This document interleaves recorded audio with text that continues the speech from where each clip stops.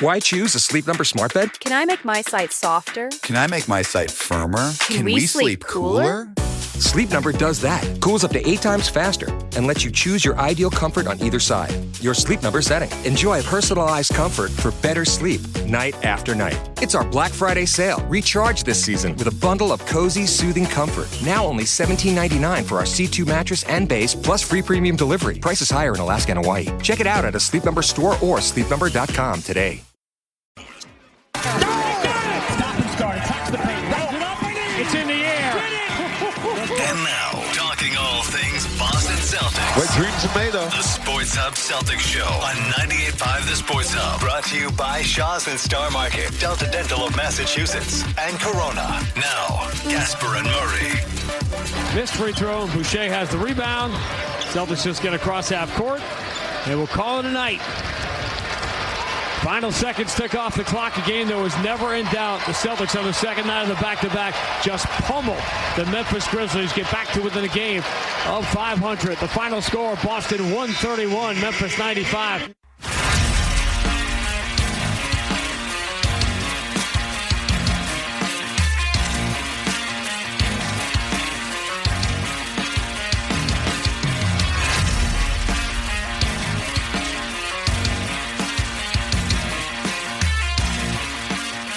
All right, Sean Grandy on the final call there as the Celtics took care of business against the Memphis Grizzlies.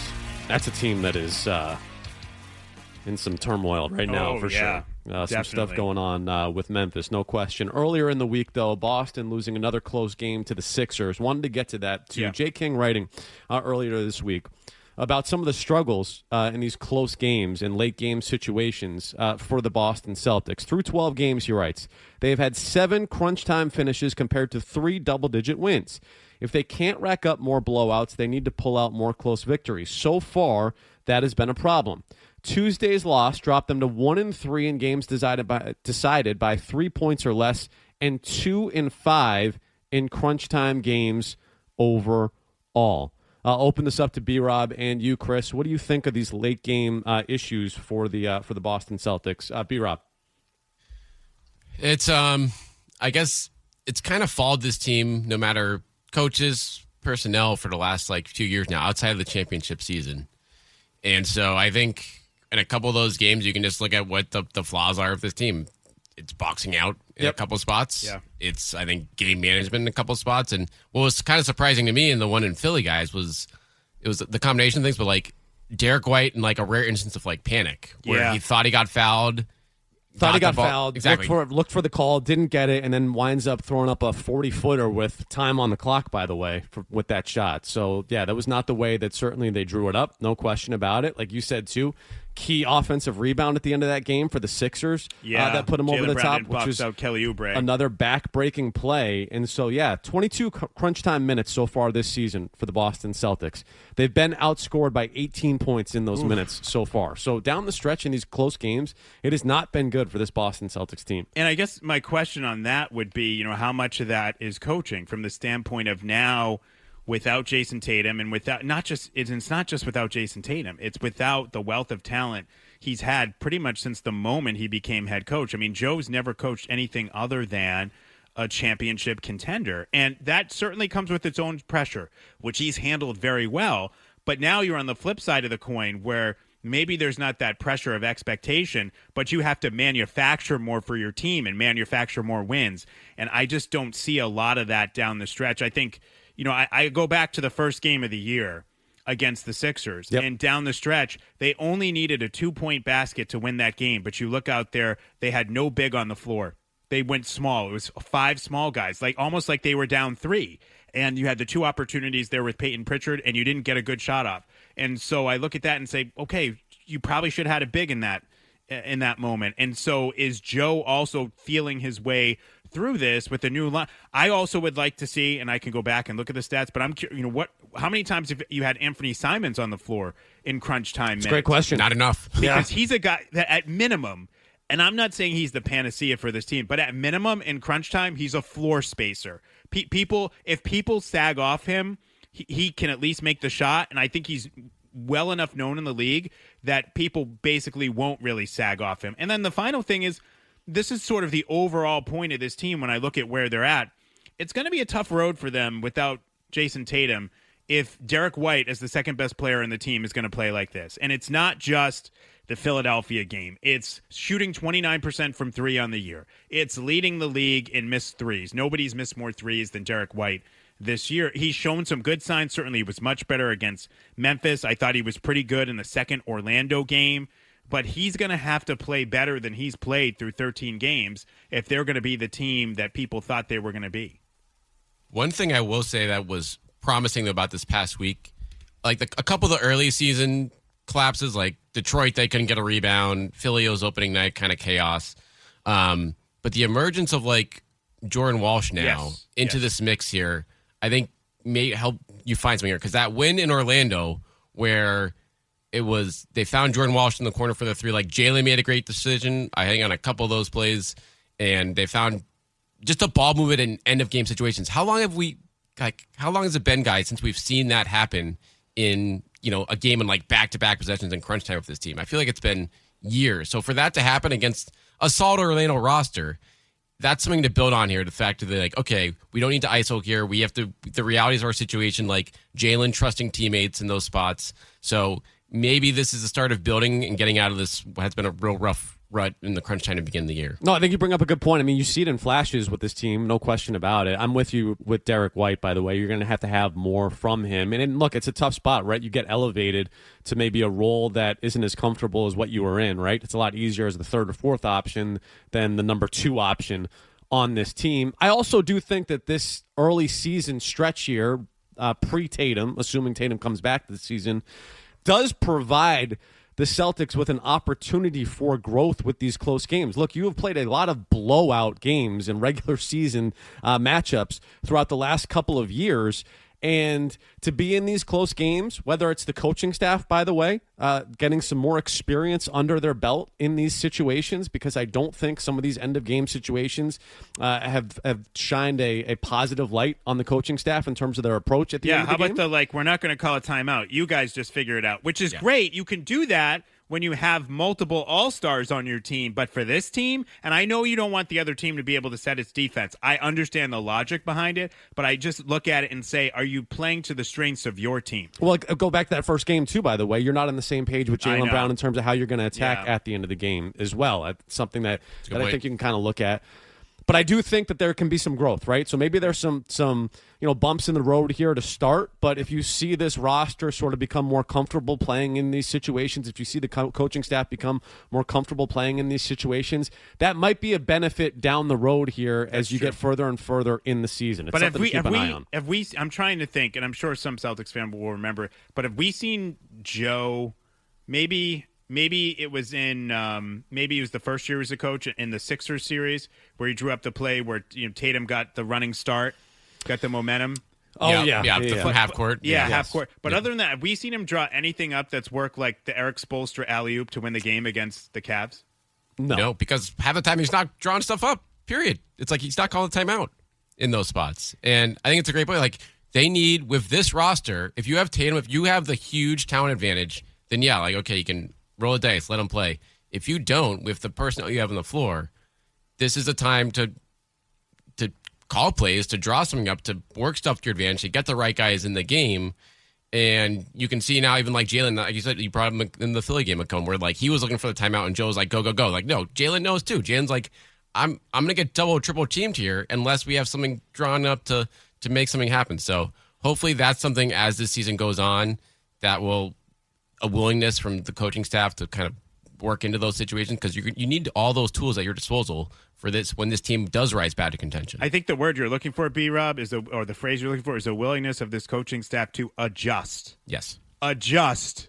Which is something that we're going to have to keep an eye on, right? But I do think it offers an opportunity. Look, I think that this whole beginning of the season and start of the season, again, pre-Tatum, is hopes for growth from this roster. And these end-of-game situations can certainly provide. I think one of the other issues, too, by the way, is I just don't think that, hey, 5 seconds left, give the ball to Jaylen Brown. Jaylen, can you go make us a play? Is his strength. when you talk about him as a player in a way that I think it can be for a guy like Jayson Tatum who has the ability to go one-on-one with players and succeed. Yeah, that's interesting. You're absolutely right. Tatum's better. But how many times over the years have we complained about Tatum not taking the shot? Yeah. Or how about the game a few years ago against Atlanta when he just when he did have Jaylen Brown open in the corner and he just dribbled it into oblivion and launched a three. I don't think Tatum's as great in those situations as people think he is. In terms of the decision making, the shot making is good. Yep. But the decision making, a lot of times, there was another game I'm trying to remember who it was against. It might have been last year. It was at the Garden. It was a home game. Was it Brooklyn? It was somebody, and it was another one where he ran the clock down too far, and then he had to take a fadeaway three, and you're like, that's the best shot you can get. Against this team. So I'm with B-Rob. Even when Tatum's in, they're not great in these situations. Yeah. Just instinctually, it predates Joe. It's Tatum, if you go back in the smart era, that just was, it was always their Achilles heel is these late game situations. You're and managing those spots and waiting too long. And the fact of the matter is, in 2 of the last 3 years, guys, they've totally butchered an end of the game playoff situation of not getting twice against the Knicks in that series, and then if you go back in the first year of Joe, against the Sixers, I think they didn't get a shot off at the end of the game, in a tie game. So it's or when they were down in that game. So it's stuff like that. That's just inexcusable stuff, and the coaching staff needs to be on top of it, especially with a team like this. And I'll just say quickly before we go to break too, I thought the other night in Philly, when Jaylen Brown got doubled, I thought he made the right decision passing to White. And I think if you looked at it 9 times out of 10, actually 10 times out of 10, if you're Missoula and the Celtics, will you look at, no disrespect to, a UConn guy, right? And Drummond. Careful where we go with this. I know. I know. Get the dump button ready, B-Rob. Yeah. Yeah. But if it's Drummond on Derek White, you should feel really good about that. Yes. Whether it's Derek White getting that shot off or it's Derek White taking Drummond off the dribble and creating a shot for somebody else. No, I agree with that. Look, I got a low bar for the end of game situations too. I grew up in an era where it's give the ball to Pierce. He's going to bobble his head for 15 seconds, then get to the elbow and force up a jumper, and we'll see whether or not it goes in. That was the end of game situation for about a decade for this Celtics team. So there's that as well. 617-779-0985 is your telephone number. Athletic coming out with a list this week, which I thought was really interesting. Top 25 most impactful moves in the NBA over the last 25 years. Celtics all over this list. I want to get B-Rob Gasper's thoughts on this. We'll do that next here on the Sports Hub Celtics Show. This is the Sports Hub Celtics Show. Hi, I'm Sean Flaherty, managing partner at Catches Law Group. At Catches, we're proud to stand up for the people who keep New England moving, the ones who have spent a lifetime working hard, day in and day out. Whether you've been hurt on the job or you're suffering from years of physical wear and tear, we're here for you. You deserve real help from real trial lawyers who understand what you've been through and know how to win. There's no fee unless you win. Visit catcheslaw.com or call today to schedule your free consultation. Catches Law Group, fighting for the workers, fighting for you. Back to the Sports Hub Celtics Show on 98.5 The Sports Hub.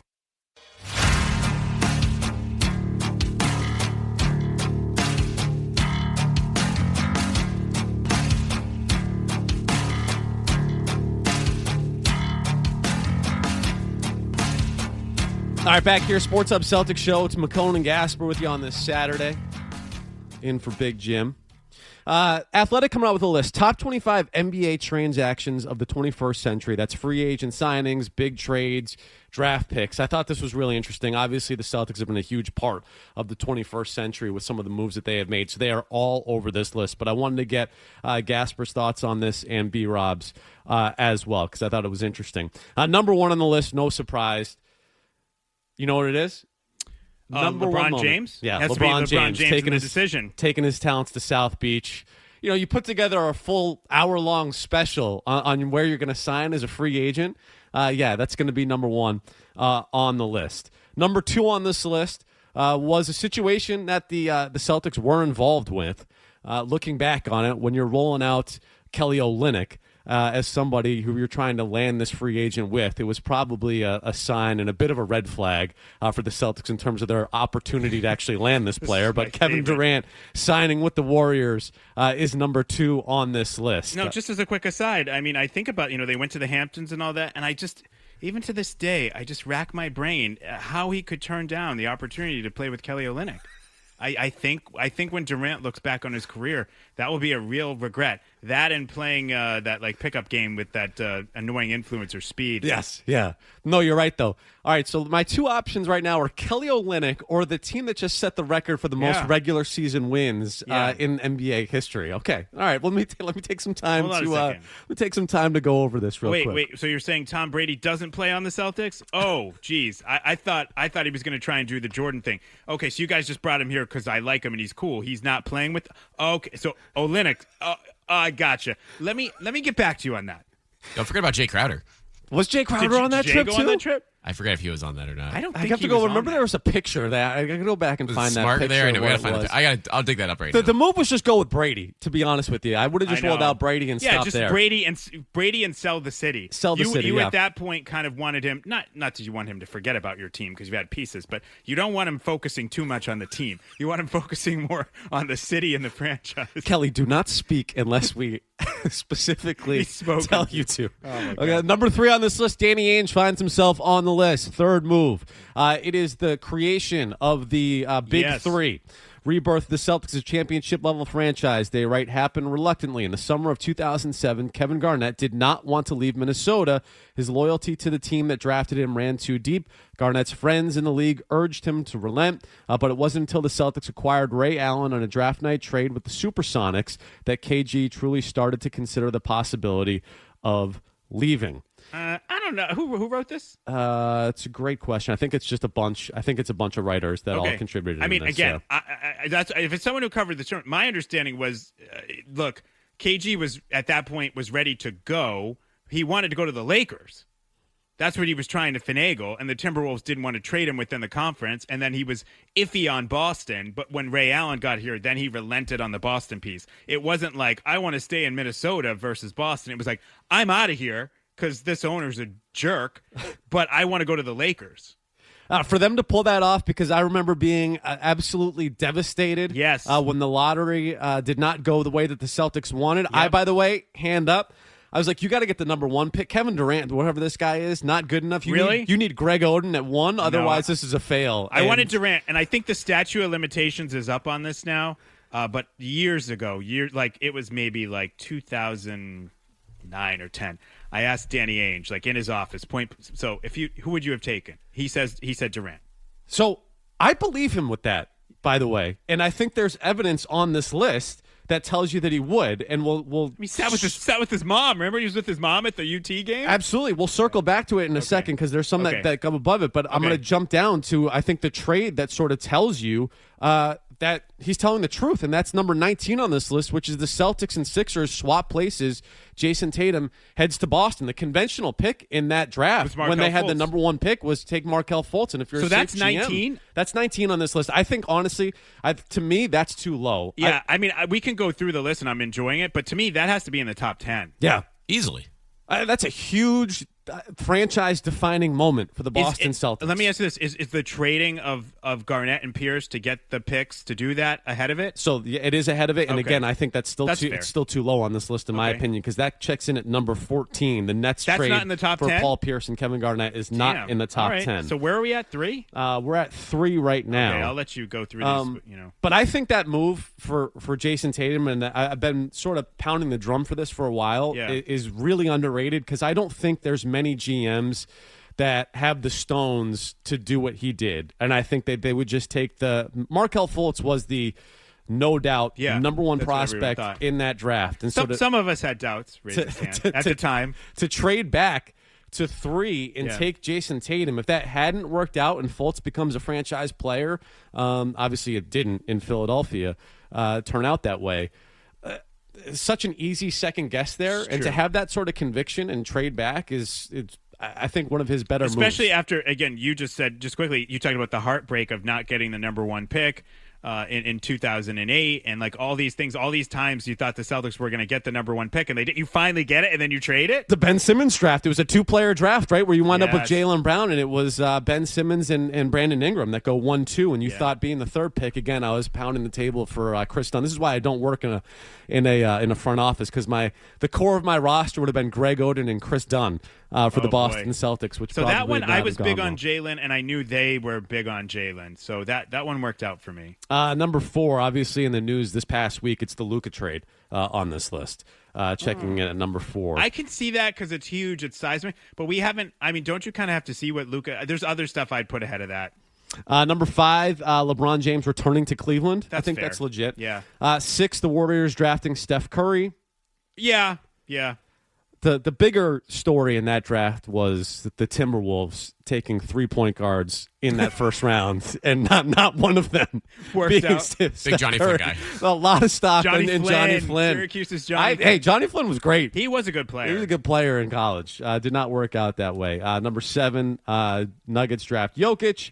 8, Kawhi Leonard lands with the Clippers. No, To that's me, way too high. Yeah, right? Way too high. Agreed. Way too high. And there's no way that should be above Kawhi Leonard accepting the trade to the Raptors. Right, you win a championship with won a that. championship with It's a that. championship move. That's way too high for that move. 9 is the Bucks drafting Giannis. Okay. 10, Cavs draft LeBron. I mean, I guess you can put that on the list because they drafted LeBron James. I also don't know how big of a move that was. Whoever wound up getting that. I agree. Like, that was like automatic.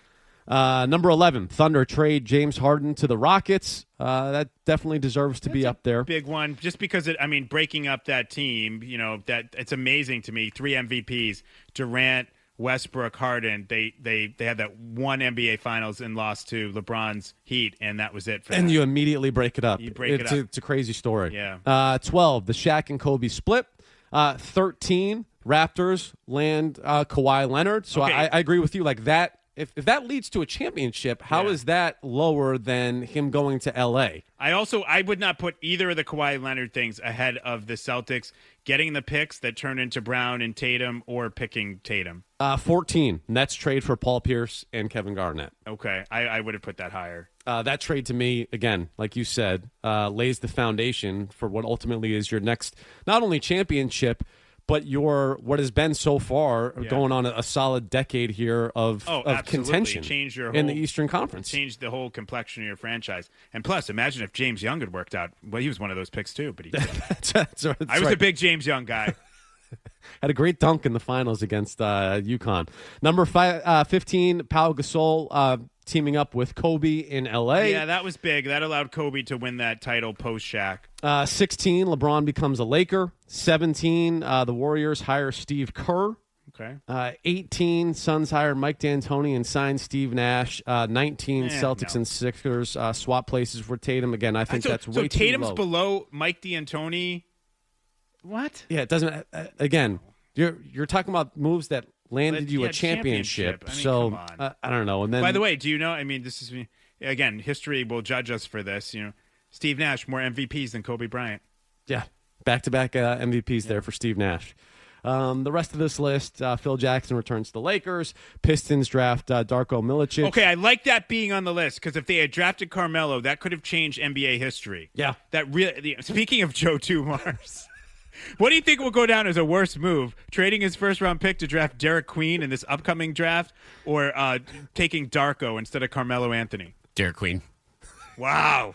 You think so? Yeah, I mean, both aren't going to look. Darko, former Celtic great, by the way. Oh, that's right. Yeah, did have a cup of coffee here in Boston at the end. I've seen a couple of players make an argument that like if they draft Carmelo, the Pistons don't win that next year or something like that. Because Why? Because they have to play him, right? Because he disrupts it, which is, I mean, No way. I'm sorry. No. but we'll see what. At least that was semi-defensive. I mean, the Derek Queen thing from like the jump was like, what is Dumars doing? The crazy thing about that Carmelo pick, right, is not only does it change the fortunes of the Detroit franchise as a whole, but if Carmelo goes from Syracuse, where he wins the championship as a freshman, one and done, which you really don't see that often. There have been very few one and done guys that lead their teams to a championship, and then goes and wins a championship his very first year and is a contributor with Detroit. He's then viewed sort of at the rest of his career as like this ultimate winner. Well, especially right? because everything he did for USA Basketball, where he's like the all-time leading scorer, though I think Durant maybe passed him at this point, but everything he did with USA Basketball and winning the gold medal, so it would have been national championship, NBA championship, and all these gold medals. Yeah, you look at Carmelo I think Tony Maz would look at Carmelo very differently. His whole career and sort of the way that he is viewed is completely different rather than this like hollow stat, puts up a bunch of impressive numbers but doesn't win anything. Totally flipped on its head if he winds up there in Detroit, which is certainly interesting. So there's your look. Celtics all over it, as always. I just thought it was a fun list. No, that was great. I enjoyed that, McCone. That was great to be able to go through that list, and it is fascinating when you look at some of these things and, what would have happened, if some of these things went a little bit differently. Like, what if Kelly Olynyk had worn his hat forwards instead of backwards in the Hamptons? That could have changed NBA history. Total game changer. I go back to that Nets trade, too. You make that deal, and you send off those two sort of pillars of the franchise. You wind up with these picks, and on paper, you're like, you know what, this could work out. The fact that not only it worked out the way that it did, and those picks and the Nets' whole thing fell apart as abruptly as it did, and you wind up with these top 5 picks that you can build your franchise around. But on top of it, you actually drafting the right player. Like, it's all intertwined there when we talk about that Sixers trade. And it's not only getting the pick to have the opportunity to draft a player, but it's also having a guy like Jayson Tatum available in that draft, and then you selecting him over Markelle Fultz. It's a pretty wild, again, sort of sliding doors moment there for the Celtics. You're right. It is. That's really cool. 617-779-0985, telephone number. See you guys lined up. We'll get to your phone calls on the other side here during the Sports Hub Celtics show. We'll have more of the Sports Hub Celtics show next. Chris Gasper, Big Jim Murray, the Sports Hub Celtics show. Jaylen Brown in the paint, scoops it up and in. Look, great sidestep here. He jumped right by that defender. Running off misses. 11-2 is the Boston run. They push the lead back to 14, matching the largest lead. 2:53 to go in the first half. Starting five's been really good.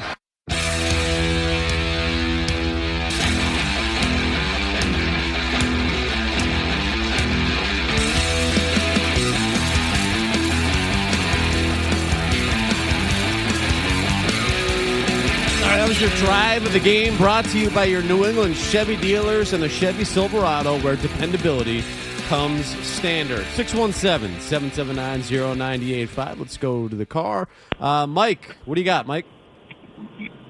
Hey, Tim. So, yeah, I don't think you were wrong about Chris Dunn. I just think the league kind of evolved, unfortunately, when Dunn got in the league. Although, then again, I think the Celtics could probably use a guy like Dunn with defense. But main reason for my call is I don't understand the Joe Mazzulla hate that I hear on the weekday shows. The guy's won 70% of his games. He has an NBA championship. The guys buy into what he's saying. They play for him.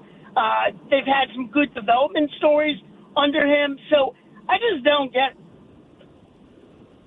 Yeah, I mean, I think, look, part of it is you have to remember, and this is, again, Joe walked into an incredibly tough situation, and so you have to give him credit. However, though, when you talk a lot about development and where he inherited a ready-made the team had played in the NBA Finals the year before. Mm-hmm. Like, the person that sort of got them over the hump in terms of learning how to win, and you can argue this because it's obviously they didn't win a championship, but it was Ime. Ime got them to the finals. And so then he inherits a team that's a ready-made championship team, and also a team that when you look at the last 2 seasons, not only was it a championship caliber team, but it was one with a tremendous margin for error. I mean, you really had like an embarrassment of riches.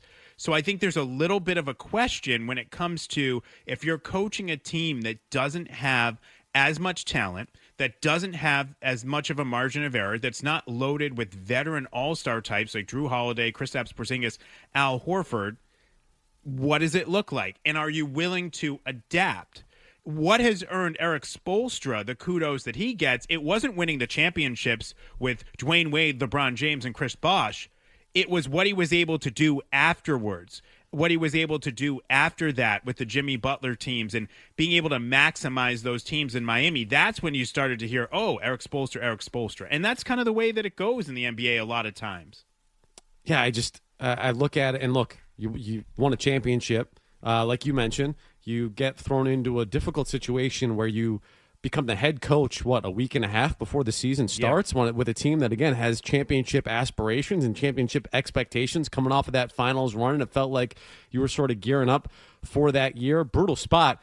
But you've also lost in the postseason now 2 out of 3 years when you were prohibitive favorites in those series, right? Oh, that's like a fair that point, Miami series in the Eastern Conference Finals, you were a heavy favorite. You go down 0-3, you fight your way back, get to a Game 7, then you ultimately fall in that series. Then last year against New York, like you mentioned as well, I mean, that's a series going into it where I don't think anyone, because make no mistake about it, by the way, you were in trouble before Jayson Tatum went down in that series.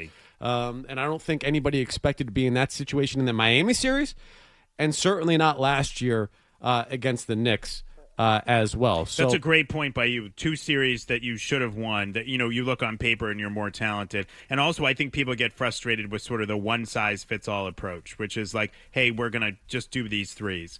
And look, they won a championship doing it, but I'm with Felger in this regard, McCone. I don't think winning the championship proved that methodology works. I think it just proved that if you have a super talented team, it can work. In other words, if you have a super team, you can get away with it. And I think the Celtics were a super team, but I still think the jury is out on whether if you just have a good team or a baseline contending team, that style of play is going to be what helps you win or puts you over the top. It's a frustrating brand of basketball to watch at times, too, just from a viewer perspective in terms of, like, go back to that Charlotte game earlier in the year. What was it, Chris Boucher, like, launching a 3 with, 2 minutes left? Just clangs off. You're going, was that really the shot we're looking for in this situation? Probably not. Probably not what you're looking for right there. You can get a better shot, and Jaylen Brown going to the basket in that game, scoring whenever he wanted to when you were attacking the basket. I just think there's not, a one-size-fits-all. Like, you can win in different ways, and if shots aren't falling, doesn't mean you just have to continue to launch. And I get it, by the way. All right, shoot or shoot, and it's going to even out. But I also don't think you have to take that approach in certain situations, like that Charlotte game, for instance. You can just go out and win by going to the basket with Jaylen Brown as well. Yeah, and I've always been. This is not just the Celtics things, but I've always been a proponent of, in any sport, a championship team. And think about the peak Patriots during the dynasty days, has the capability to morph into whatever team it needs to be to win that game. That team can win multiple ways. And I look at the Celtics, and look, they could win multiple ways from the standpoint of they could win on defense, or offensively they could win with the 3. But I also think you could diversify that a little bit more ultimately than they did, and that's why people are critical of Joe at times. You want to see – that's why this season I look at and believe is a wonderful opportunity. It's really an opportunity. Joe talks about this all the time, that adversity is opportunity. The adversity of not having Jayson Tatum and having to blow up your team because of the second apron is a wonderful opportunity, I think, for Joe to show that he can adapt, that he can adjust, and that he can diversify the way his team wins. That was a much more eloquent way of saying what I was trying to get across there a couple minutes ago. Nicely done, Gasper. I appreciate that. What do you got, B-Rob? Yeah, the adaptability. And I think that is, you look through this season right now, playing these young guys, he just hasn't had tough decisions to make most times with his roster over the last few years, because everything was put in place for him. So now this is a huge learning season for him. And yeah, I'm with Castor. I'm very curious to see how it looks now and how it's going to look, 2 or 3 months from now, but as the season continues. I'm sorry to interrupt, but I mean, if they make the playoffs, let's say they're a 5 seed or a 4 seed, and he gets this team there, and they don't get a huge contribution really during the regular season from Tatum, he's going to get Coach of the Year votes. He's going to get a ton of kudos. Definitely, and I do sort of look at the Eastern Conference. I still have questions about the front court when it comes to the Celtics and making a deep playoff run, because I'm just not sure what you're going to get out of that. But if you throw Tatum into the mix of a team right now, like you said, that gets to potentially where they are, I don't look at any juggernauts. I know Detroit's off to a hell of a start, but I don't look at any teams and go, oh, you don't have a shot in that series. No, I just don't think that's out there in the Eastern Conference. You're not buying the Luka Garza experience? I'm not the biggest fan. No, I'm not. No, you're not buying his. I mean, he gets in there, he mixes it up. He's rugged. I'm with you on this. I do think, and I'm going to just say this, maybe I'll be wrong. You can play this later on in the season. some of the try-hard guys like Garza and Walsh, I think eventually it's like Cinderella. The clock is going to strike midnight on this. I think you started to see that with Minot a little bit, right? In terms of the way that they're playing him as well. Consistency is going to be an issue for all those guys. Yeah. Walsh is, at least to me, he's like 21. So, like, Garza, I think, is a known commodity. And it's just, he works hard years old, for every couple 35 games. at Iowa. Yeah, I know. It's like you see him lumbering up and down the court. You're like, man. Like, but he works his butt off at least. But he does. He's physical. He's physical. So, like, he gives you some things, but he's still ultimately, he's like a veteran minimum guy. But I'm also curious to get your guys' perspective of, like, with Joe and how this team fares in the next couple of months, like, going back to, like, the Tatum situation now, like, how that's going to eventually, if at all, factor in that decision. Like, say he is cleared in January or February, and, like, is he going to be able to talk his way onto the floor at that point? Or if they're a sub 500 team after 50 games, and it's going to be like, nope, Jason, we'll see you next year. I'm glad you brought this up. There's a lot of strategy that goes into this for the Boston Celtics. A lot of it, by the way, surrounds potentially a game that's taking place tonight at TD Garden. We'll get into that on the other side here on the Sports Hub Celtics Show. The Sports Hub Celtics Show continues after these. We're back to the Sports Hub Celtics Show. 98.5 The Sports Hub.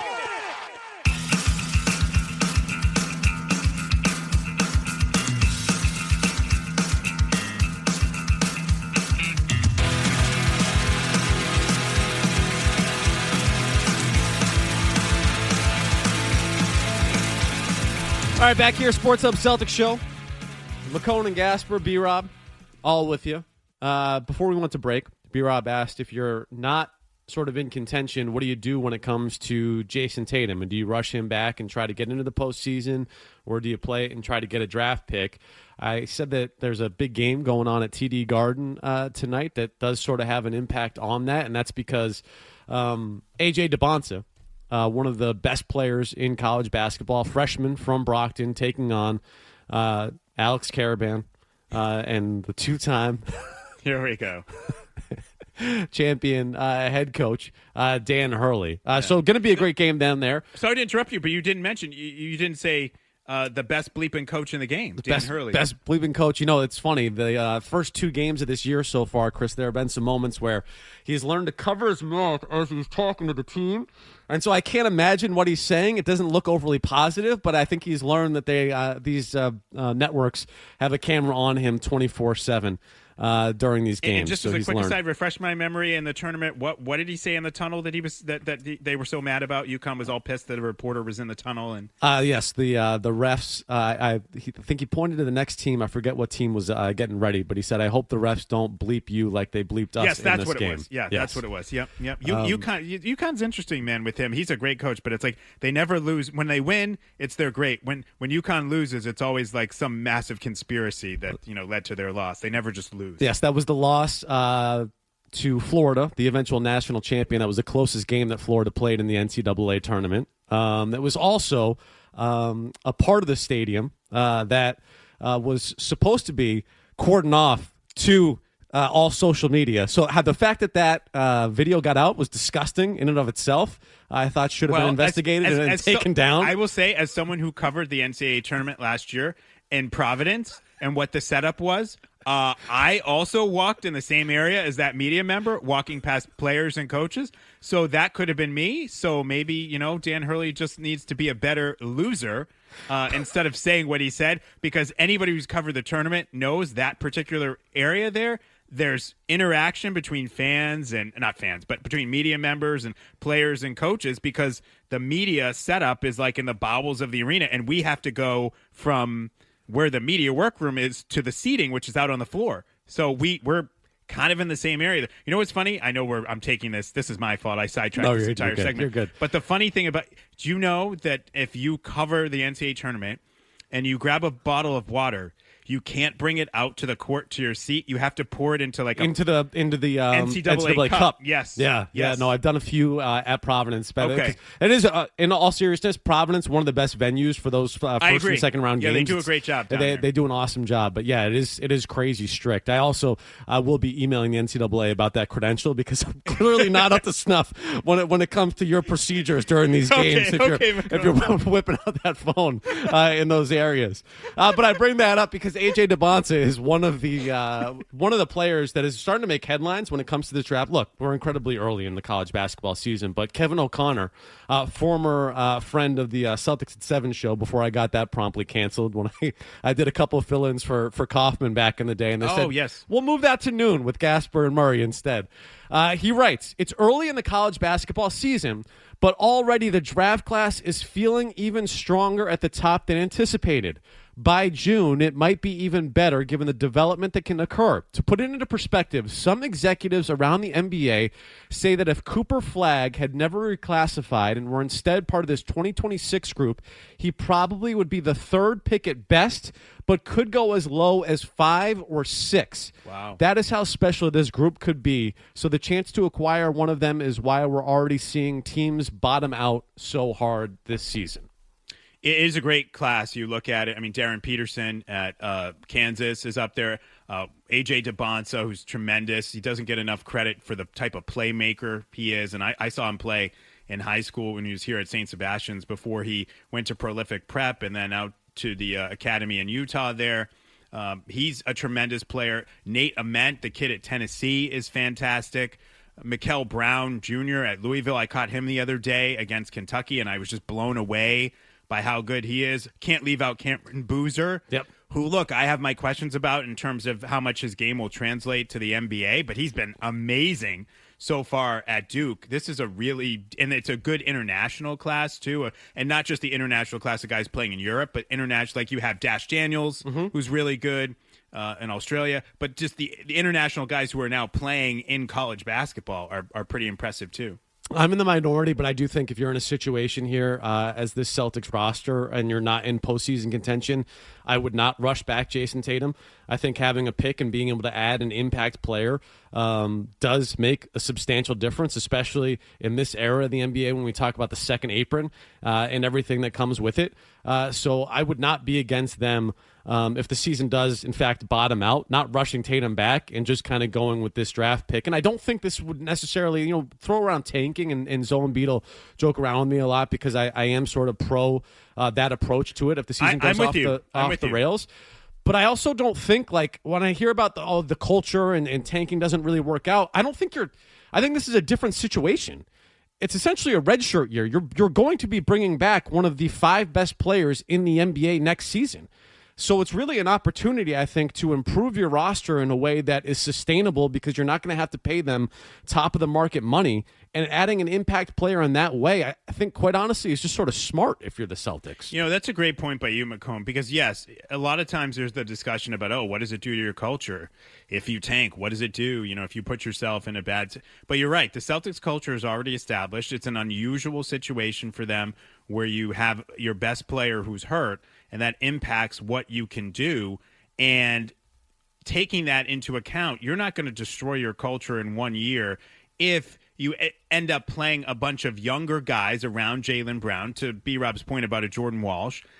You let them learn, make some mistakes, and grow, and in the process, it puts you in a position to have a better draft pick. For example, if you peel off you can make a case that the single best thing the Celtics can do this year, if Tatum isn't able to come back and play in the playoffs, is get under the luxury tax altogether. Yeah. They're already under the second, but just get under it altogether. So you peel off Anthony Simons, who Joe doesn't really seem to want to play anyway, and you get his salary off the books as much as you can and get under that. So if you were to get under that get under the luxury tax altogether and land in the lottery, you've set yourself up pretty well for the future, haven't you? For winning championships, which isn't ultimately what it's all about, especially with the Celtics. The Celtics are the organization in the NBA that hangs banners for one thing and one thing only. It is all or nothing with the Celtics. It's championships or nothing. And we know this team this year is not, again, unless Tatum comes back early and is amazing, they're not a championship team. Yeah.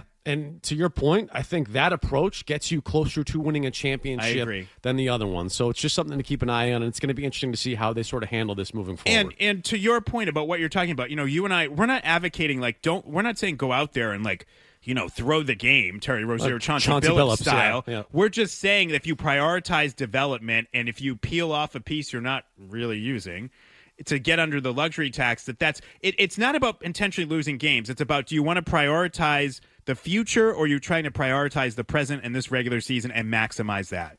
617-779-0985. Get you caught up here with Hub headlines, some breaking Patriots news that we'll get you updated on the other side.